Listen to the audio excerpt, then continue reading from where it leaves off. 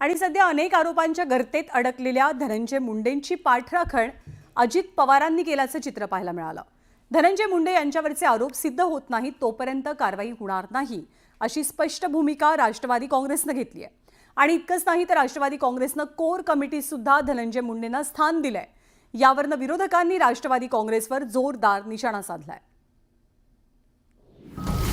अजितदादांकडून धनंजय मुंडेंची पाठराखण, होऊ दे आरोप अजितदादा मुंडेंच्या पाठीशी। पक्षाच्या कोर कमिटीत मुंडेंना स्थान।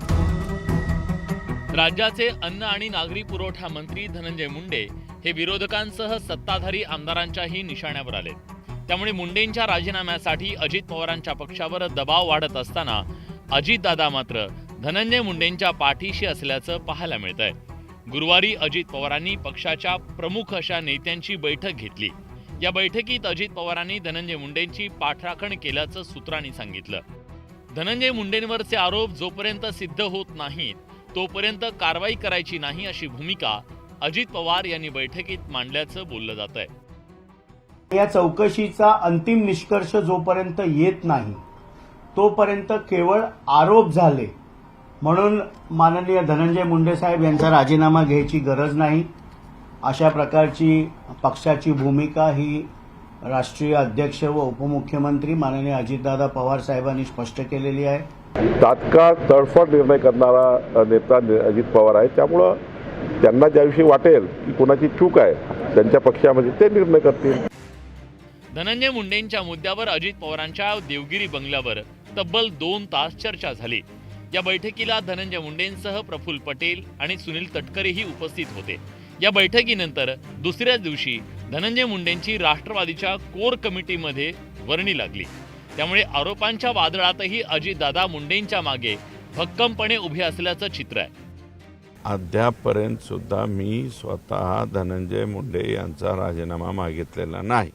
या प्रकरणामध्ये ते राजीनामा त्यांच्याच पार्टीचे लोक मागतात, त्यांची कोर कमिटी त्यांच्याबरोबर असेल, अजितदादा त्यांच्याबरोबर असतील तर हा त्यांचा प्रश्न आहे ना, त्यांच्या पक्षाचा प्रश्न आहे।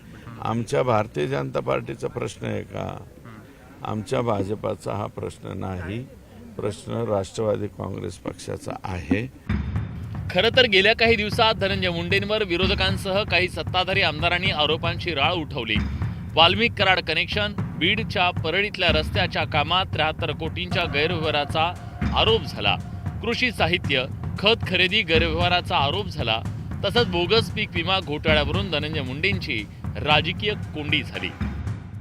मला असं वाटतं नैतिकदृष्ट्या राजीनामा दिला पाहिजे आणि या प्रकरणात तो उघड अजून तर कोणते सीआयडीचे तपास वगैरे कोणतेही बाहेर येत नाहीये। अजून एक आरोपी फरार आहे।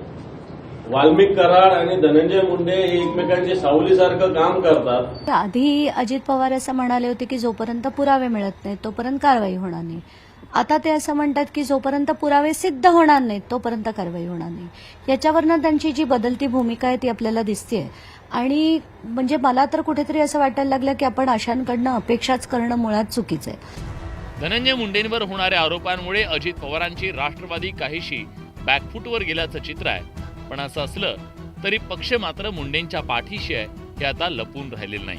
Bureau report, news 18 Lokmat.